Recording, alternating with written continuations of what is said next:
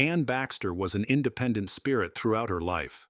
A major star and Oscar winner, she defied the typical Hollywood actress stereotype. She refused to simplify herself for others, found trivial conversations dull, yet maintained a stylish, classy, and chic persona until her final days. While at least two of her roles are considered iconic, her life story is even more fascinating. From leaving Hollywood to become a rancher in the Australian outback, to the tragedy of her first husband, and the influence of one of modern America's founding figures on her career, Anne's life was anything but ordinary. This episode is all about her. Anne Baxter was born on May 7, 1923, in Michigan City, Indiana. Like fellow Indiana-born actress Carole Lombard, she came from a wealthy family.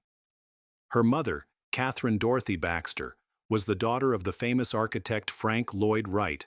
Wright spent significant time in Indiana, designing 8 homes in the state and working on several unbuilt projects, as his children had settled near the Lake Michigan dunes. Catherine married Kenneth Stewart Baxter on March 11, 1919, and the couple moved to Michigan City, where Kenneth managed the sheet steel products company before transitioning to sales and public relations for the Frankfurt Distillers Corporation.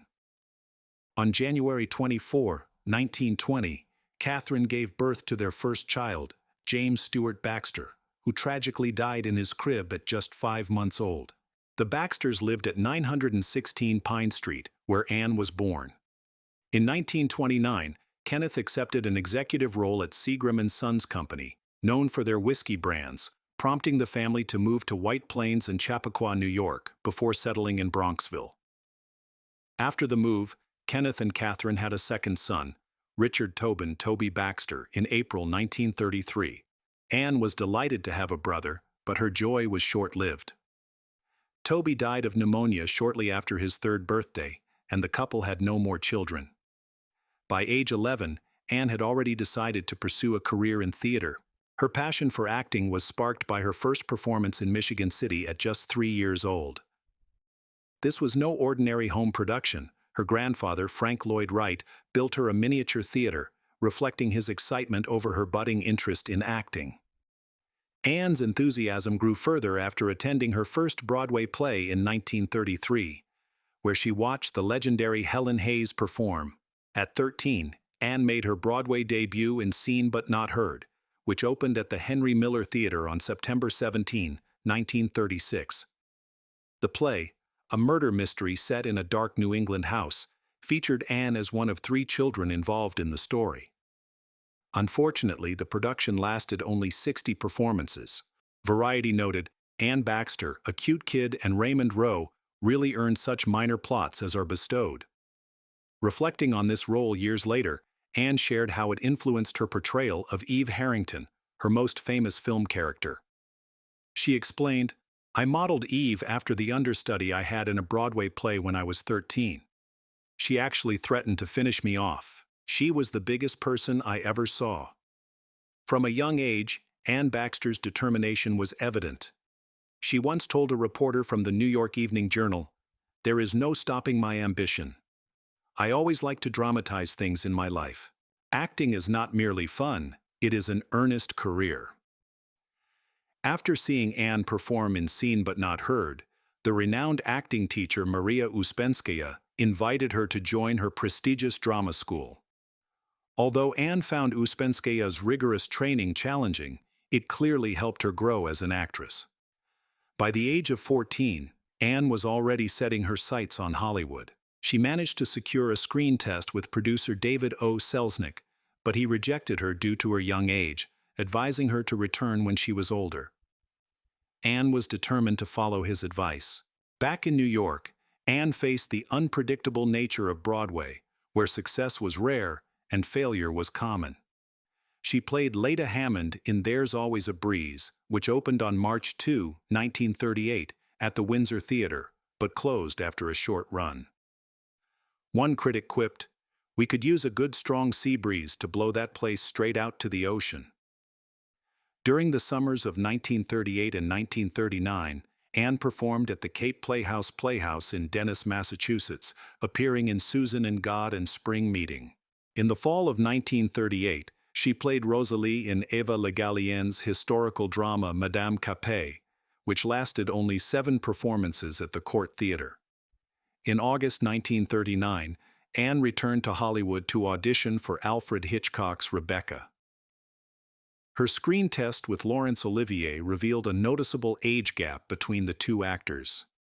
This was unsurprising, as Anne was just 16, while Olivier was in his mid-30s. She didn't get the role, but her test caught the attention of 20th Century Fox, who signed her in February 1940. Ironically, just before leaving for Hollywood, Anne was dismissed from the pre-Broadway tryout of The Philadelphia Story. Katharine Hepburn, the show's star, disliked Anne and had her replaced.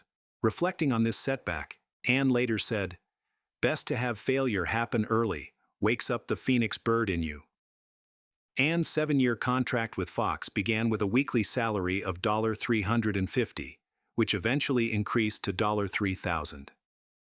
Darryl F. Zanuck, head of Fox, first placed her in the studio school and then loaned her to MGM for a small role in 20 Mule Team, starring Wallace Beery.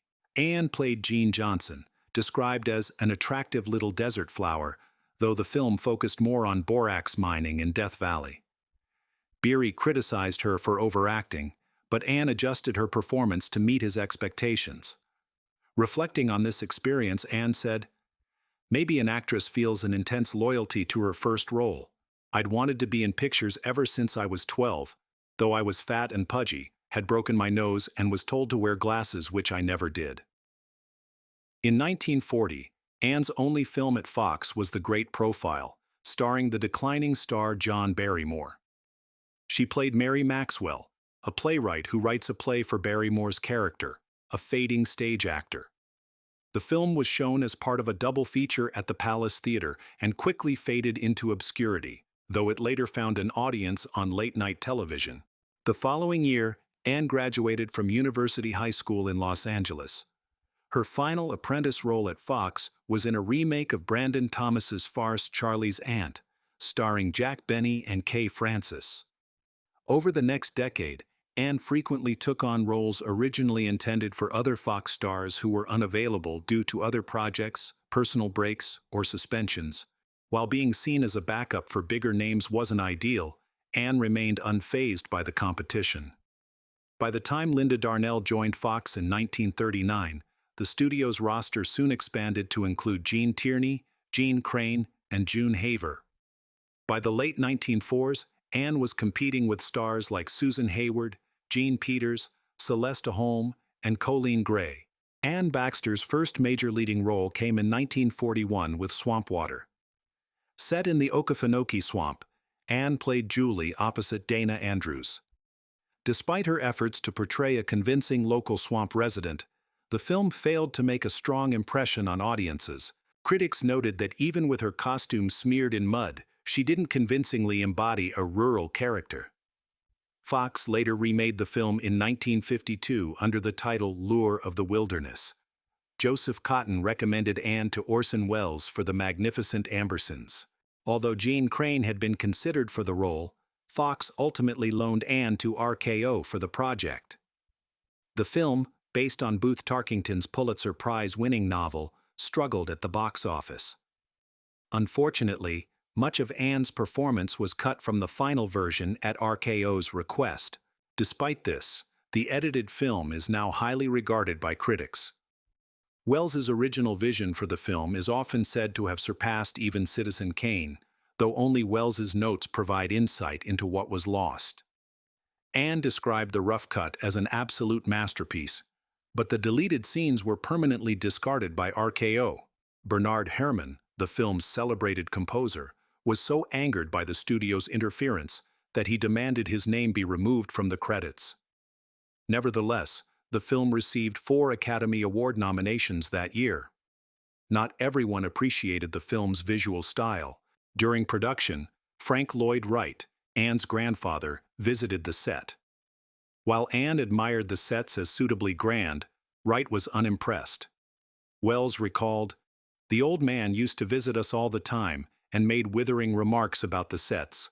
I kept saying, 'But Mr. Wright, We agree with you, that's the whole point. But he couldn't get over how awful it was that people ever lived in those kinds of houses.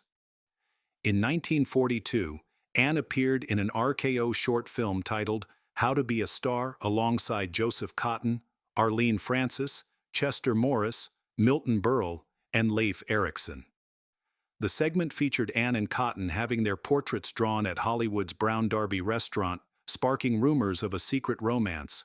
However, there was no evidence to support these claims, and it was simply a case of sensationalist journalism, creating a story out of nothing. Nevertheless, Anne Baxter was becoming a recognized figure in Hollywood's social circles. Anne briefly dated fellow Fox actor George Montgomery and was secretly engaged to John Shelton for a few weeks. The studio even tried pairing her with William Ith, a new leading man. In a 1942 interview with Hollywood columnist Sidney Skalski, Anne made a statement that attracted significant attention. She described herself as an easy keep, which she later clarified was cowboy slang for a horse that thrives on eating almost anything. This cryptic remark about her romantic life kept the media intrigued, but ultimately, it reflected her reluctance to settle down at the time.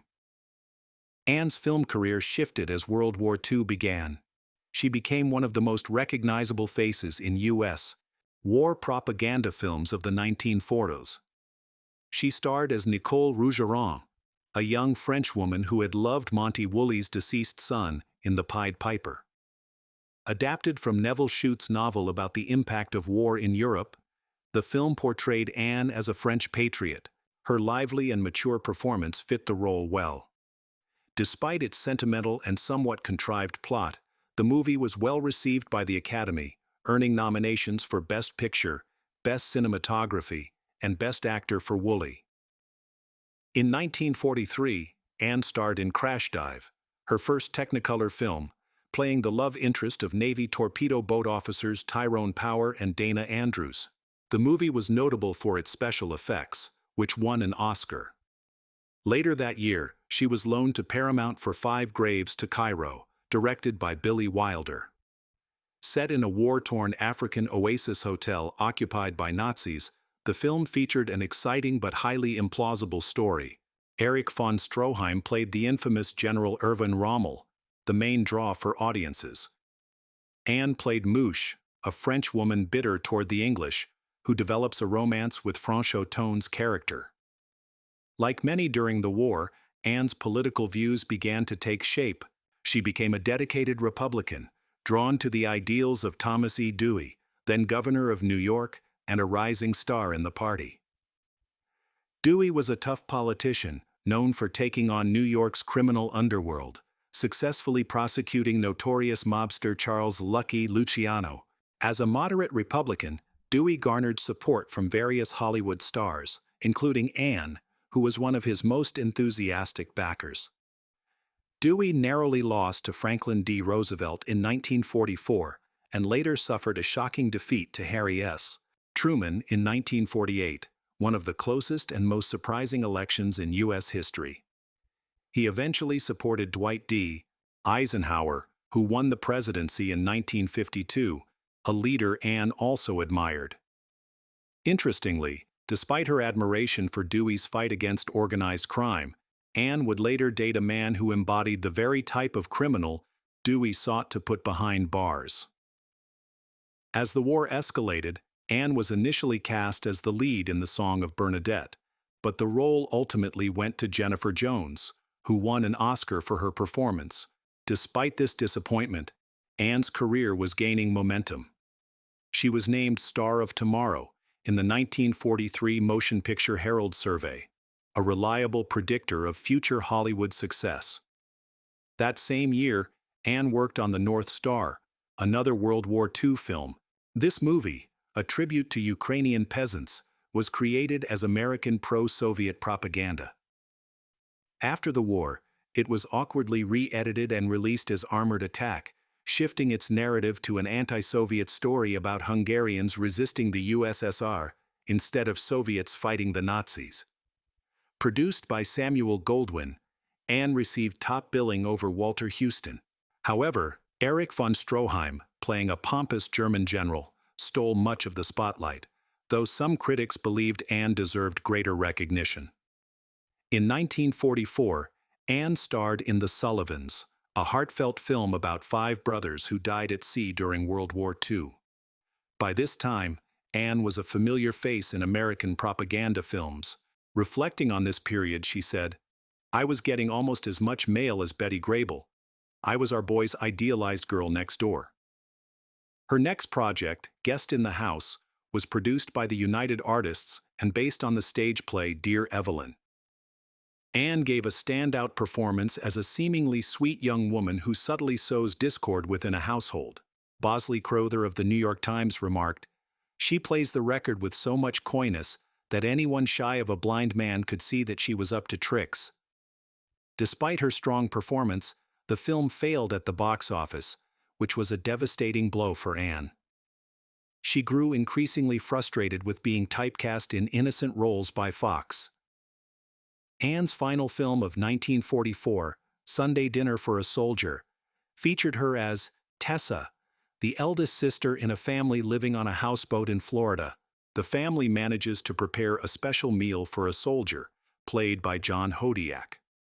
Though sentimental, the film was well received by audiences. During production, Anne and Hodiak began dating, and they married on July 7, 1946. In 1945, Anne appeared in only one film, A Royal Scandal. The project was started by Ernst Lubitsch, but completed by Otto Preminger.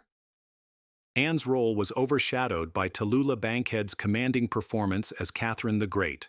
During filming, Frank Lloyd Wright visited the set and commented on Bankhead's acting, saying, "Not bad for an old dame." Bankhead overheard the remark and was unimpressed. In a subsequent scene, where she was supposed to lightly tap Anne on the shoulder, Bankhead instead delivered an uppercut that sent me reeling, Anne later recalled. Bankhead then smiled sweetly and retreated to her dressing room. As World War II came to an end, Fox shifted its focus to family-friendly films and musicals. Anne starred as Julie Richards, a charming ranch owner in Smokey. Originally made by Fox in 1933 and later remade in 1966, this Technicolor production was praised for its stunning visuals, including mostly all blue sky, green grass, and a spirited horse. The film was a commercial success, earning $4 million at the box office. Anne's next project was Angel on My Shoulder, a film she worked on while loaned to United Artists. This movie was a follow-up to the successful Here Comes Mr. Jordan in 1941. In it, Claude Rains returned as a devilish character, while Paul Mooney played a judge who takes on the mind and soul of a gangster. By 1946, however, fantasy films like this were considered outdated, and it performed poorly at the box office. One of the major highlights of Anne's career came when she played Sophie MacDonald in the lavish adaptation of William Somerset Maugham's The Razor's Edge, produced by Darryl F. Zanuck. Zanuck struggled to find the right actress for Sophie until a friend suggested Anne during a poolside conversation. Though skeptical, Zanuck allowed director Edmund Goulding to meet her. Goulding was impressed and arranged a screen test, which secured Anne the role. Anne felt her success in the part was due to her own background, as Sophie's Midwestern roots and country club upbringing mirrored her own.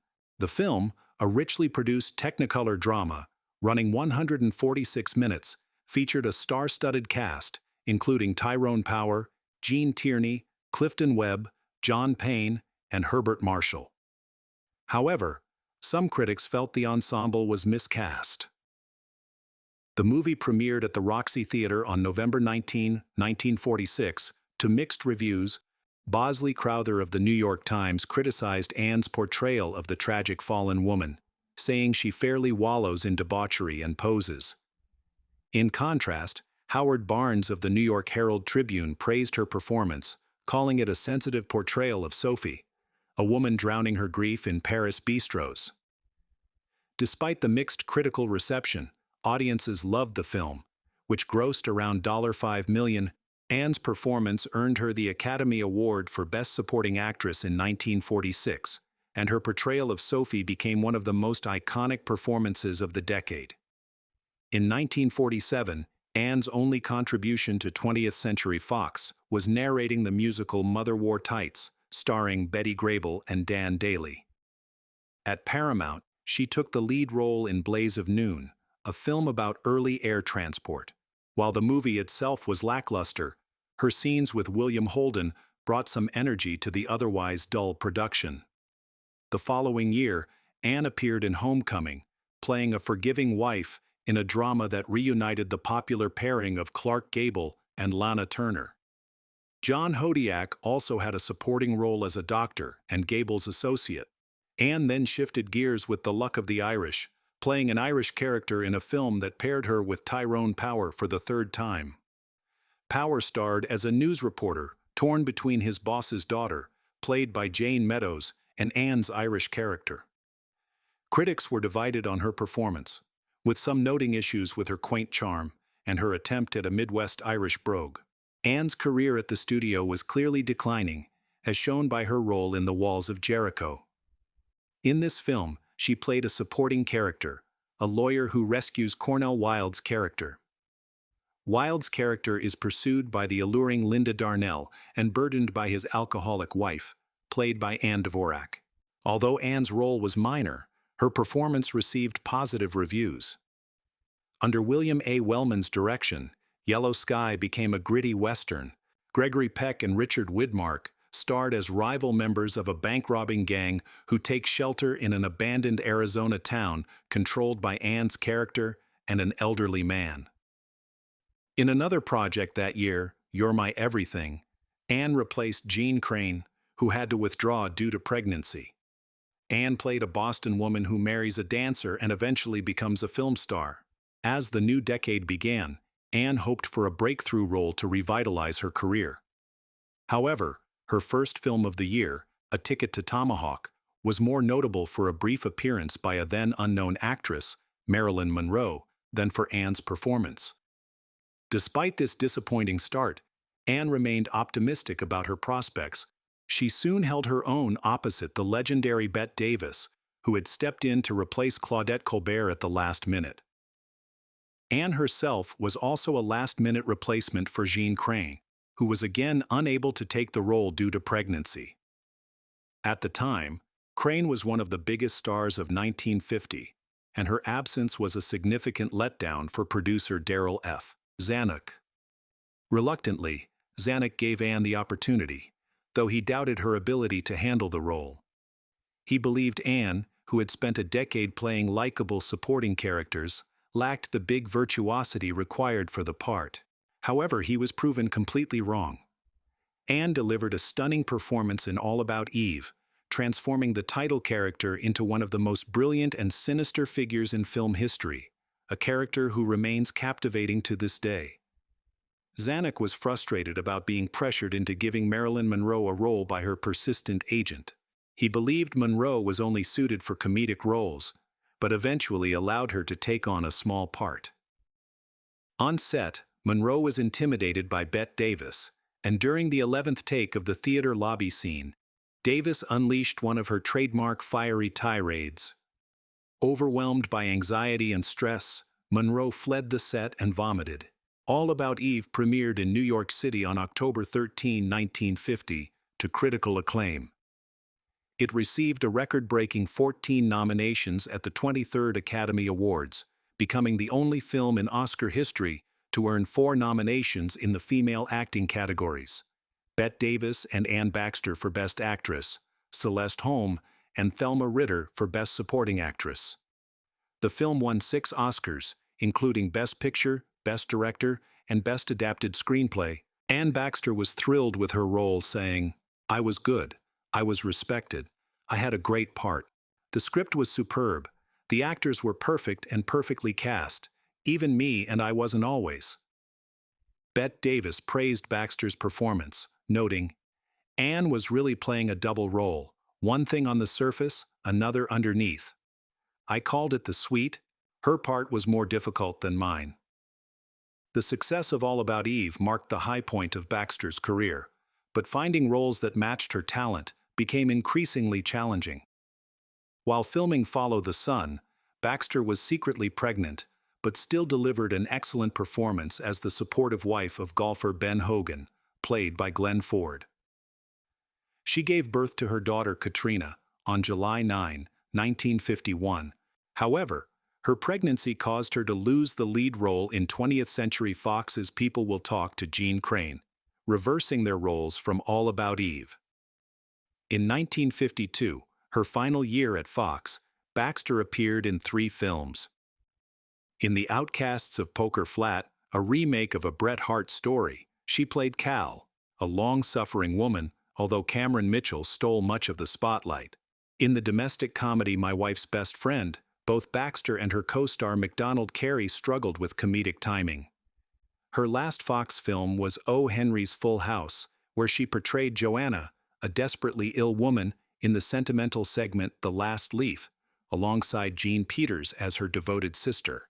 During this transitional phase in her career, Baxter reflected in Time magazine, "I've been presented as terribly nice, a good actress, wife, and mother. This is wonderful, but it's not interesting, is it?" She expressed a desire to be seen as sexy rather than wholesome, telling a reporter she preferred fan mail that said, "Let me have your bra strap for my memory book." Her marriage to John Hodiak suffered as her career eclipsed his, and they divorced on January 27, 1953. Baxter accused Hodiak of mocking her attempts to resolve their issues and subjecting her to mental cruelty. She received a modest alimony of $1,350 a month for their child, plus $50 a month for a trust fund. Baxter described their relationship as basically incompatible, but later reflected in her memoir, "I had loved John as much, but we eventually congealed in the longest winter in the world daily estrangement. Things unsaid. Even a fight would have warmed us. To my shame, I'd picked one at last in order to unfreeze the word divorce." Baxter, who had struggled to make a significant mark during her time at Fox, became increasingly outspoken. Known for her intelligence, political awareness, and status as the favorite granddaughter of architect Frank Lloyd Wright, she refused to comply with the studio's expectations to shut up and look pretty. Speaking to the Associated Press, she remarked, "I said that most conversation in Hollywood has a boring sameness. It's all shop talk. Nobody talks about anything but the movie business. After working in it all day, it bores me to still go to a dinner party and hear nothing but talk about the recent movies." Free from the constraints of studio contracts, Anne decided to work independently. She signed a 2-film deal with Warner Brothers and was cast in Alfred Hitchcock's I Confess, which was filmed in Quebec. The movie starred Montgomery Clift as a priest caught in a murder investigation, while Anne played a married woman who had once been in love with him before he became a priest. However, the film was dark in tone and did poorly at the box office. Hitchcock was notably unhappy with Anne's casting. In an interview with François Truffaut, he revealed, "I didn't want Anne Baxter for the lead. I wanted Anita Björk, who had played Miss Julie, but Warner Brothers rejected her, sent her back to her fiancé, and informed me by phone that Anne Baxter had been assigned to the role. I met her for the first time a week before filming at the Chateau Frontenac." Comparing Anita Björk to Anne Baxter, wouldn't you say that was quite an awkward substitution? Despite this setback, Anne returned to Hollywood undeterred. Having dyed her hair blonde, she pulled off a publicity stunt that caused a media frenzy. She was seen at a restaurant with her agent, Russell Birdwell, smoking a large Havana cigar, a shocking and unconventional sight for a woman at the time. She claimed to have picked up the habit while in Quebec. The stunt succeeded in grabbing attention, putting her back in the spotlight, and reviving her marketability. In 1953, Anne starred in The Blue Gardenia, a film directed by Fritz Lang. In this melodrama, she played a lonely telephone operator who, after a blind date and heavy drinking, wakes up accused of murder. While some critics focused more on Anne Sothern's return to the screen, the film remains a notable entry in Anne's career and is still worth watching. That same year, Anne replaced Agnes Moorehead in the stage play John Brown's Body, joining a touring production alongside Tyrone Power and Raymond Massey. She stayed with the production for 5 months, and then traveled to Europe to star in Carnival Story for RKO. In this bleak melodrama, she played Willie, a struggling German woman who joins an American carnival touring post-war Munich and falls in love with Barker Steve Cochran. Next, she appeared in Bedeviled, her first film in CinemaScope. In this movie, Anne adopted a slimmer look and played Monica Johnson, a nightclub singer caught up in a murder plot. In 1955, Anne moved to Universal and appeared in One Desire. This Western, set in a 1910 Oklahoma oil town, featured Rock Hudson as her romantic interest. The role had initially been intended for Lana Turner, and then for Anne's old rival Jean Crane, who had recently joined Universal, but it ultimately went to Anne. However, the film did little to boost her career. The end of her marriage and her departure from the studio system were meant to be liberating, but neither turned out as she had hoped. After separating from John Hodiak, her most notable romance was with Filippo Autolitano, an Italian-American mobster linked to the Gino crime family. At the time, the family wasn't yet known as the Gambino family and was still led by the infamous Albert Anastasia, former head of Murder, Inc. The relationship was brief, and part of its allure may have been its defiance of her previously strong anti-mafia political beliefs. Tragedy soon struck, plunging her into emotional turmoil. On October 9, 1955, John Hodiak died suddenly of a heart attack at his parents' home in Tarzana, California, shortly after completing the film On the Threshold of Space. His untimely death at the age of 41 was a shock. The following year, Anne sought to secure his $25,000 estate for their daughter, Katrina, but her claim was contested by Hodiak's parents. Anne had the opportunity to return to a stable career for financial security, but she resisted the constraints of long-term studio contracts. She continued to move between studios, turning down offers that promised professional stability. She explained, "They're not for me. I don't want them nor the professional security they contain. I don't want my life to be a calm, steady stream, and that's what it would be if I signed any of those contracts." Instead, she worked on a low-budget film directed by her agent, publicist, and boyfriend, Russell Birdwell. Their relationship was passionate and ambitious, as evidenced by 175 letters from Anne to Birdwell, now preserved at Princeton University Library. Together, they even founded Baxter Birdwell Productions. However, their partnership was short-lived, ending in 1956 when their relationship fell apart. Anne's career saw a major turning point when she took on a prominent role in the remake of The Ten Commandments. This performance became a defining moment in her career and validated her unconventional approach to choosing roles. In Cecil B. DeMille's epic, she portrays Nefretiri, a captivating princess entangled in a power struggle between Yul Brynner as Ramesses and Charlton Heston as Moses. Her elaborate costumes and radiant appearance marked a return to form. While some critics dismissed her portrayal as overly sexualized, the criticism faded when the film began airing on television. Reflecting on her role, Anne remarked, "Nefretiri ruled the glamour arena some 3,200 years ago, and it's surprising how much the ladies of that day knew about the art of stalking a man." The film, celebrated for its spectacular visuals and sets, has become a timeless classic, broadcast every Easter for decades. Anne's performance restored her reputation in Hollywood and highlighted her enduring beauty. She attributed her youthful appearance to simple habits, particularly adequate rest. In 1956, reflecting on her career, Anne said, "I remember asking myself why I wanted to be an actress. I thought I knew for years. It was the challenge, always the challenge. On the screen, it's you up there, and you're asking the audience if you're justifying yourself, if you're interesting enough to hold their attention, if you have a unique identity, and the talent to make it worth their while to watch you, wonder about you, and maybe even be won over by you." In 1957, Anne appeared in Three Violent People, a fairly unremarkable Western, where she played a woman with a troubled past who marries Charlton Heston. The role attracted attention when she fell off a wooden horse during a costume fitting with designer Edith Head. Later that year, Anne returned to the stage in Carson McCullers' play, The Square Root of Wonderful. It premiered at the National Theatre on Broadway on September 30, 1957, but closed after just 45 performances. Adding to her misfortunes, her apartment was robbed of $110,000 worth of jewelry during one of the performances. In 1958, Anne was initially cast in the film Too Much, Too Soon, based on Diana Barrymore's life, but she declined the final script and was replaced by Dorothy Malone.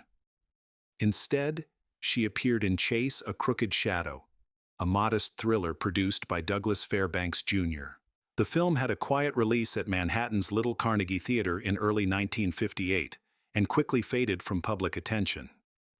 That same year, Anne began working extensively in television.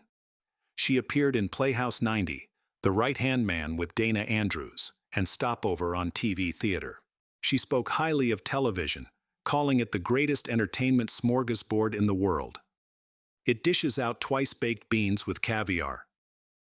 When asked about her work across TV, theater, and film, she said, "I love to work in all mediums. I suppose that might sound greedy, but I'm dedicated to being better than good. Just once in my life, I want to turn in one really fine performance from start to finish." In London, Anne starred in Alec Copple's play, The Joshua Tree, which premiered at the Duke of York Theatre on July 9, 1958, and ran for 3 months. The play, centered on an insurance fraud scheme, received mixed reviews. In 1959, Anne traveled to Australia to film Summer of the 17th Doll, later retitled Season of Passion, alongside John Mills, Ernest Borgnine, and Angela Lansbury. While in Australia, friends tried to introduce her to a local rancher, Randolph Galt, but he was in the Philippines at the time, and Anne soon forgot about him. On April 9, 1959, Anne received a late-night phone call from her mother, informing her that her grandfather, Frank Lloyd Wright, had passed away. Anne had a close relationship with her grandfather, unlike her mother, Catherine Wright Baxter, whose relationship with him was strained. Wright had always supported Anne's work ethic and ambition, and he was proud of her success. After the memorial service, Anne received an unexpected call from someone named Randolph Galt. She eventually realized he was the man she had been meant to meet in Australia. Reflecting on the moment, Anne remarked that Wright's death had brought a stranger from another world into mine. She agreed to meet Randy for dinner.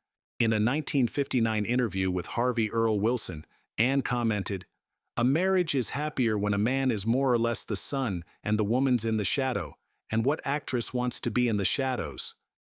However, her perspective changed when she married Randolph Galt, a former Air Force pilot and owner of a large ranch in Australia, on February 18, 1960. After working 5 months on the film Cimarron at MGM, Anne experienced a miscarriage in October 1960. Despite this setback, the couple remained resilient and welcomed a daughter, Melissa, on October 5, 1961. The next month, Randolph officially adopted Katrina, Anne's daughter from a previous relationship.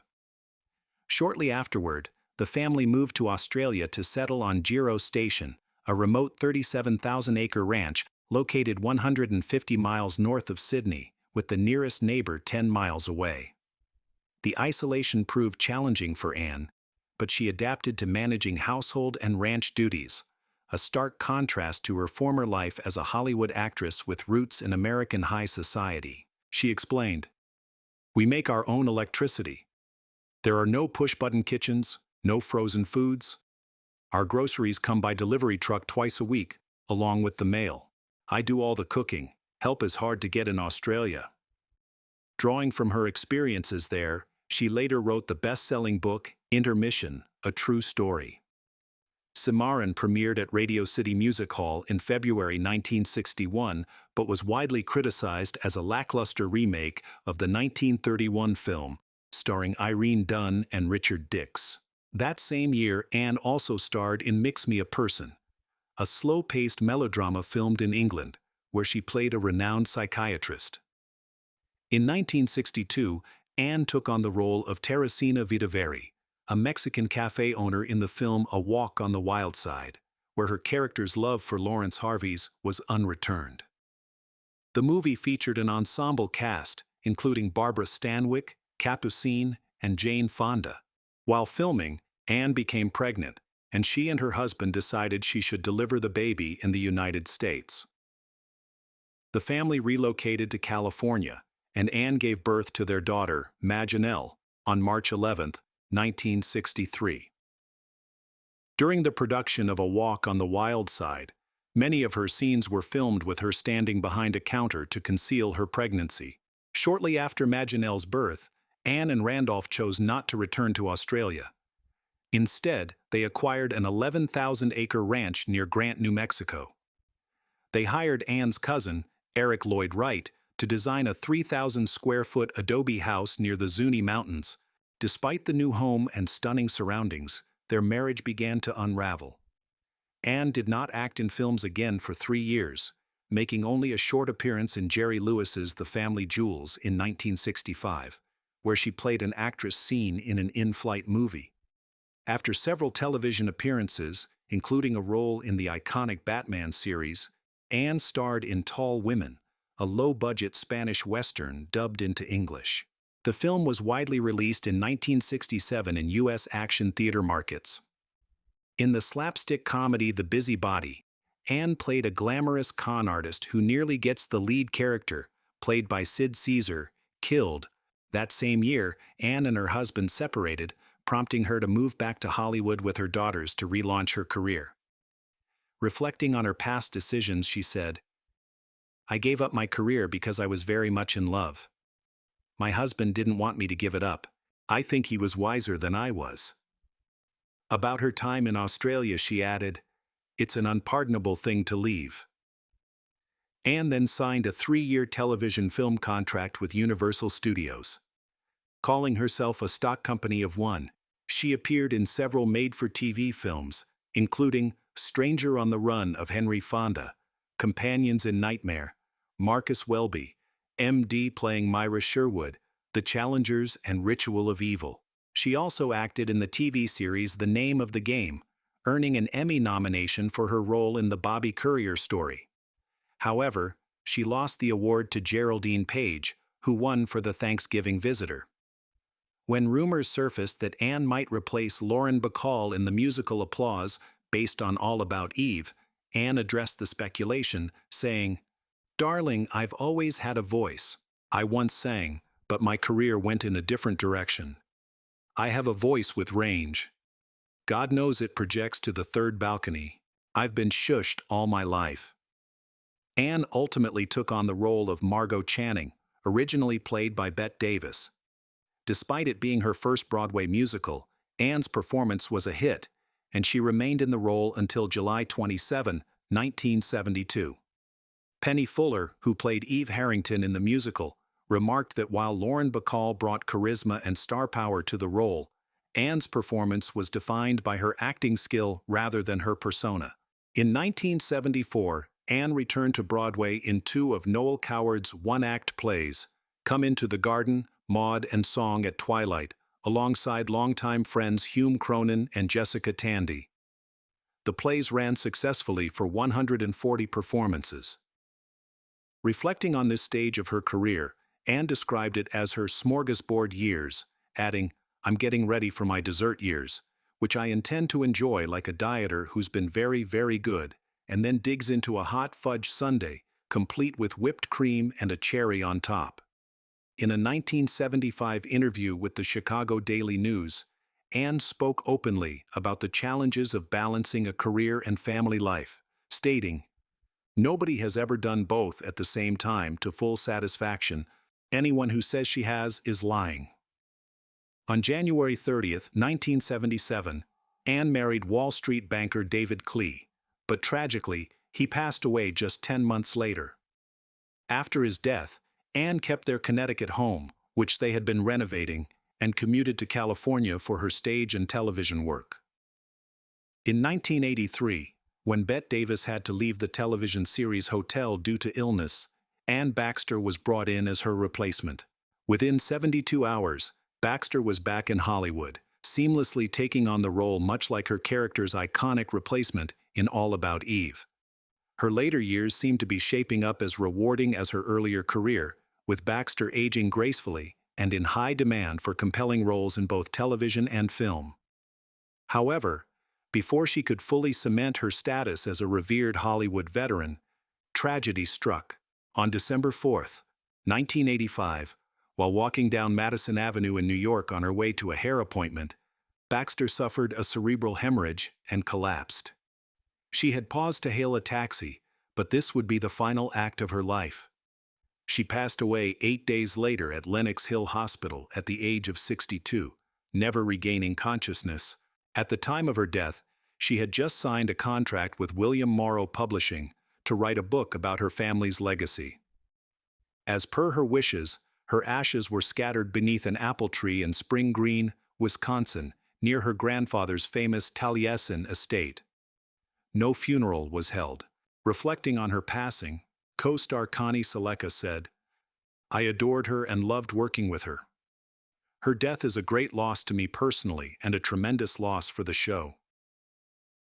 Charlton Heston added, "The world has lost a remarkable actress and a significant star. Anne was a stimulating actress to work with and a fine woman as well. I will miss her." In interviews, Anne often expressed her philosophy. "I'm an actress, not a personality. It's more successful to be a personality, but can you bring that to every role? I don't spill over into everything I do. I do what I do from inside someone else's skin,